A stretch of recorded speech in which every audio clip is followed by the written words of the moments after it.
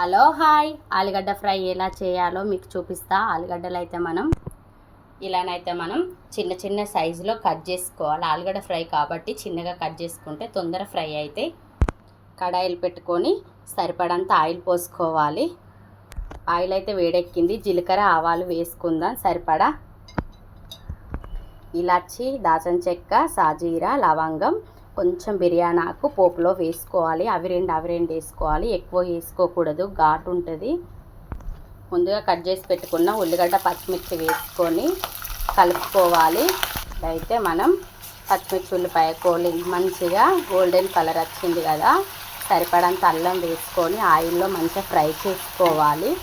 పచ్చివాసన పోయేంత వరకు సరిపడంత పసుపు వేసుకొని కలుపుకున్నాం. ఇప్పుడైతే మనం కట్ చేసి పెట్టుకున్న ఆలుగడ్డలు కడుక్కొని వేసుకోవాలి. ఇప్పుడైతే కలుపుకుందాం. ఇలా కలుపుకోవాలి. గ్యాస్ సిమ్లో పెట్టుకోవాలి, మూత పెట్టుకోకూడదు. మూత పెట్టుకునేసరికి మనకు ఆలుగడ్డలు పొడి పొడిగా ఫ్రై కావు. అయితే మనం గోల్డెన్ కలర్ వచ్చే వరకు మంచిగా ఫ్రై చేసుకోవాలి. ఆయిల్లో మూత అస్సలు పెట్టుకోకూడదు.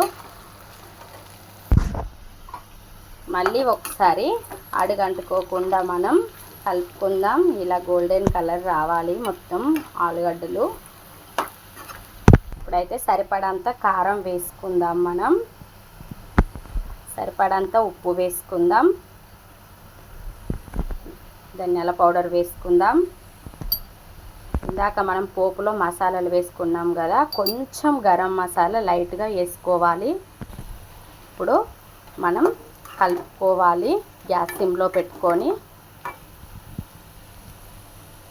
ఇప్పుడైతే మనం కొత్తిమీరని, కరివేపాకు వేసుకొని మనం ఇప్పుడు గ్యాస్ ఆఫ్ చేసుకొని మన ఆలుగడ్డ ఫ్రై అయితే రెడీ అయింది. ఆలుగడ్డ ఫ్రై అయితే రెడీ అయింది. నచ్చితే లైక్ చేయండి, షేర్ చేయండి, సబ్స్క్రైబ్ చేయండి. మరిన్ని వీడియోలతో మీ ముందుకు వస్తా.